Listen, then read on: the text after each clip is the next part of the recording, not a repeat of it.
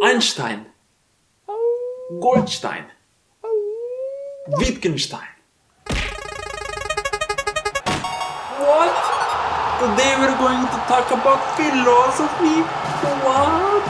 What? We are going to discuss the ideas of young Wittgenstein as presented in his Tractatus. If you came here for the philosophy of the late Wittgenstein, I recommend to you my video on Wittgenstein's paradox, which is one of the central ideas of his philosophical investigations. You can check that out here. Wittgenstein, just like Russell before him, basically wanted to know how our thoughts relate to the world.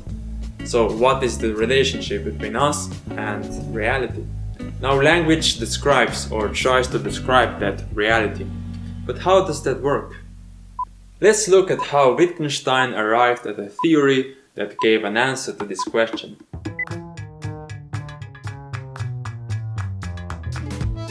So, once upon a time, the story goes, young Wittgenstein, maybe while serving on the Eastern Front for Mother Austria-Hungary, read a magazine with a report of a lawsuit in Paris concerning a car accident. Before the court, they presented a model of the accident with little cars and houses to represent the street. It occurred to Wittgenstein that the model could represent the accident because of the correspondence between the parts of the model, the miniature houses, cars and people, and the real things, the actual houses, cars and people. Then it further occurred to him that while people discussed the lawsuit with just words, they were actually doing the same thing. They were using words and statements which served as models or pictures of reality. The way in which the parts of the statement are combined, the structure of the statement, depicts a possible combination of elements in reality, a possible state of affairs. The idea was that there is, and in fact must be, a logical structure in common between a statement, like car drives on the road, and a state of affairs in the world, like an actual car driving on an actual road.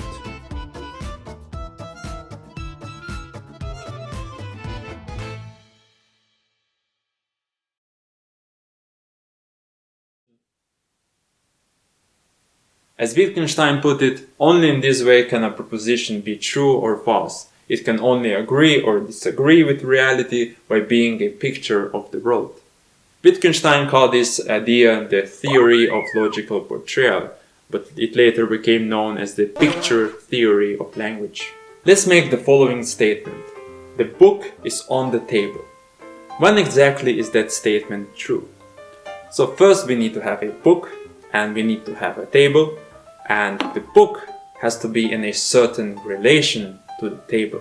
So the point is, language uses logical connectives to establish relations between names that reflect relations between real objects in the world. But what about those objects? How do we know that we're actually stating a relation between existing objects and that they are not just made up? When exactly is the statement, "There is a book," true? We can say a book is just a bunch of paper sheets standing in a certain relation to each other. So what we really mean when we say that there is a book on a table is that there are a bunch of paper sheets standing in an exact relation to each other, and those paper sheets as a whole are in a relation to the table. Paper is just a bunch of plant fibers standing in a relation to each other, and plant fiber is just a bunch of organic compounds standing in relation to each other. And like those organic compounds are just molecules standing in relation to each other. And those molecules are just atoms standing in a relation to each other. You might ask, when does this analysis end? When do we arrive at, objects that wouldn't have to be analyzed themselves?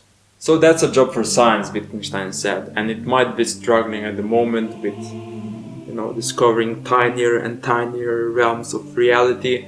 It should eventually arrive at some particles that are not analyzable themselves. They can't be split into parts anymore. They are the true simple objects, as Wittgenstein called them, or the true atoms in the ancient Greek sense. So once science will do that, according to Wittgenstein, it will arrive at absolute preciseness, since every scientific claim about the world will be analyzable into the exact relation between the simplest elements of reality in the world. So that model of language will not allow for any kind of vagueness or, philosophical paradoxes or, any misleading structure. Everything about our language will just directly reflect the structure of reality. Of course, that will sound a bit science fiction-y, but if I say, the book is on the table, if I state that statement as a, complex and long-winded simulation of the tiniest parts of reality standing in a certain relation to each other, then in fact what I've just said will be absolutely precise, and there will be no way of misinterpreting it.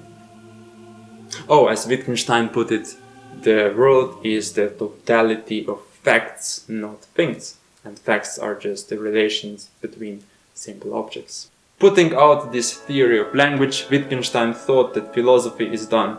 Linguistic confusion, vagueness, all of that has been eradicated from this model of language, and science can get down to work with the tools that it has been given by philosophers like Frege, Russell, Wittgenstein in particular. All of the paradoxes about nature and the questions about meaning of life, about ethics and all of that has been dissolved because it's impossible to even formulate it in this language. And of course, if you can't formulate it in this language, then it has nothing to do with reality.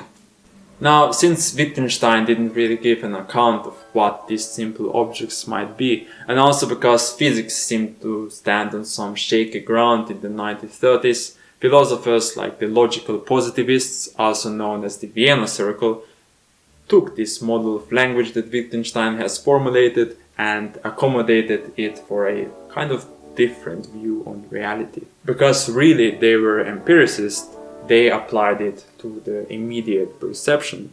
Language in this view is not analyzable to elementary particles out there in the world, but to elementary sense data given in our perception. This idea is beautifully expressed in the philosophy of Rudolf Carnap. So next time we will talk about him. And Heidegger. Fight!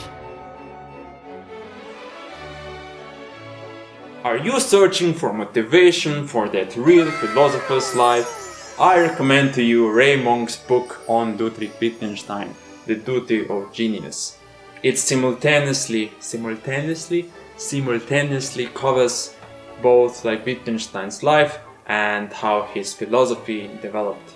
It's a very interesting read, and you can read that book. And that's where I introduce my sponsor. There is no sponsor. Pam, pam.